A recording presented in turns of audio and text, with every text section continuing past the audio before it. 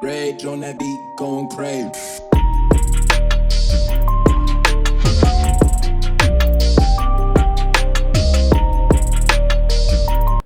Assalamualaikum warahmatullahi wabarakatuh.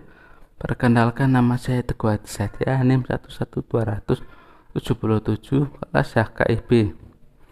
Saya akan menerangkan peradilan pada masa Rasulullah SAW. Yang kedua, peradilan pada masa Khulafaur Rasyidin. Yang ketiga, peradilan pada masa Bani Umayyah. Yang ketiga, peradilan yang keempat, peradilan pada masa Bani Abbasiyah. Yang kelima, peradilan pada masa Turki Utsmani. Peradilan pada masa Rasulullah SAW.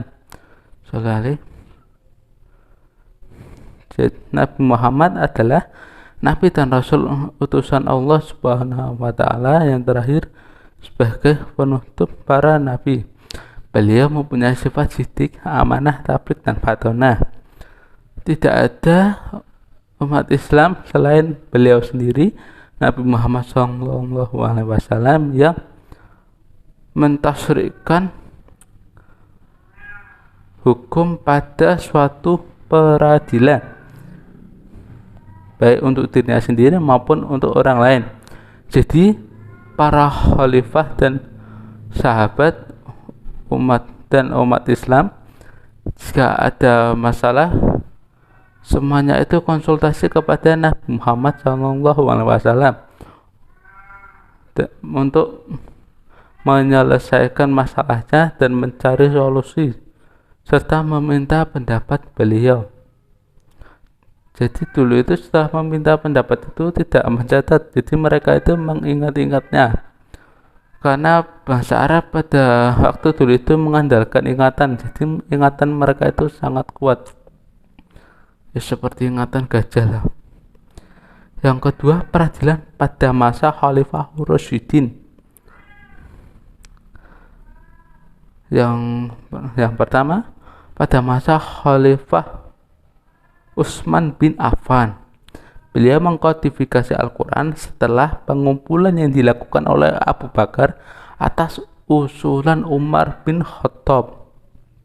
Lalu membangun tempat peradilan, yang tempat peradilan itu sebelumnya ada sebuah masjid. Jadi zaman dahulu itu pada masa Utsman bin Affan, jika ada perkara peradilan itu semuanya diselesaikan di masjid.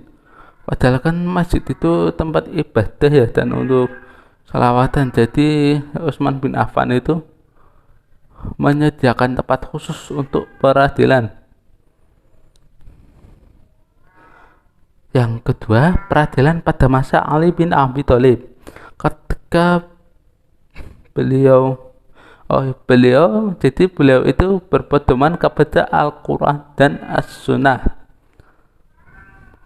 Beliau dalam peradilannya itu masih berpedoman kepada khalifah yang sebelumnya, yaitu Khalifah Utsman bin Affan. Jadi peradilannya itu juga di tempat peradilan, bukan di masjid lagi. Yang kedua, peradilan pada masa Bani Umayyah. Bani Umayyah itu dulu membentuk petugas peradilan. Yang pertama namanya adalah Khoda. Tugasnya untuk memutuskan perkara yang ada dengan ijtihadnya. Karena waktu itu belum ada empat mazhab itu apa saja? Mazhab Syafi'i, Maliki, dan Hanafi. Yang kedua, Al-Hizbah. Tugasnya adalah untuk menyelesaikan perkara-perkara umum sesuai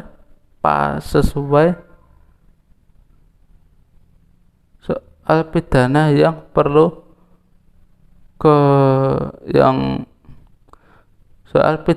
perlu keputusan cepat. Jadi semisal pidana itu darurat, ya jadi harus diselesaikan dengan cepat melalui Al-Hizbah. Yang ketiga, An-Nahar fi'il Mahdim, yaitu mahkamah banding. Yang keempat, peradilan pada masa Bani Abbasiyah. Bani Abbasiyah juga membentuk organisasi kehakiman. Yang pertama namanya Departemen Kehakiman, dipimpin oleh Qadhi Al-Huda. Jadi semua peradilan di bawah Al-Huda. Jadi Al-Huda itu adalah tingkatan yang paling tinggi. Di bawahnya ada Qadhi. Yang kedua Qudha Al-Qadhi, hakim sebagai ketua peradilan negara. Yang ketiga kejaksaan. Jadi di setiap kota di dinasti Abbasiyah itu terdapat jaksa. Jadi jika masyarakat sekitar kota itu ada masalah dan ingin menyelesaikan masalah kasusnya, bisa ke jaksa masing-masing yang ada di kota itu. Yang kelima, masa peradilan pada masa Turki Utsmani. Turki Utsmani juga membentuk organisasi peradilan. Yang pertama mahkamah biasa, yang tugasnya itu menyelesaikan perkara pidana dan perdata.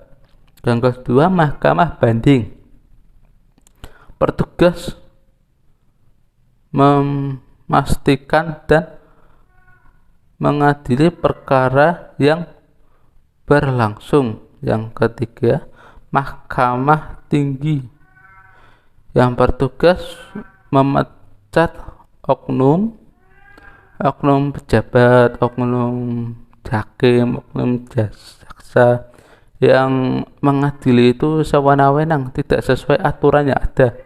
Jadi zaman dulu itu sudah ada oknum, tidak zaman sekarang aja yang ada oknum jaksa, oknum hakim, oknum polisi, oknum TNI, oknum DPR, presiden mungkin juga ada. Yang keempat adalah Mahkamah Agung. Mahkamah Agung itu berada di bawah pengawasan sultan langsung, agar mereka itu tidak sewenang-wenang, karena Mahkamah Agung itu yang tertinggi di antara mahkamah yang lainnya. Ya, sekian dari saya. Terima kasih sudah menonton. Wassalamualaikum warahmatullahi wabarakatuh.